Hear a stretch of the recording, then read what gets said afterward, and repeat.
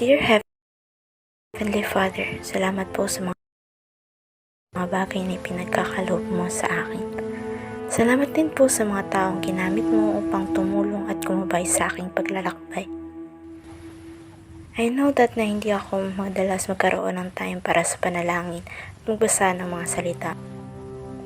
Pero deep inside, I am grateful that you still guide me.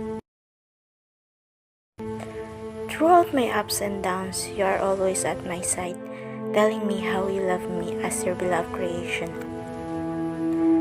Noong mga unang araw ko sa kolehiyo, I admit that I don't know what to do, where I have to start again for this new journey of me, without someone I know from my past journey. But you offer your hand to me to guide me, at matutong tumayo sa mga sarili kong paa.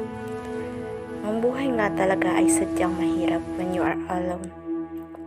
Pero dahil naniniwala ako sa iyo, alam kong kasama kita sa lahat ng mga pagsubok na dumating sa aking buhay.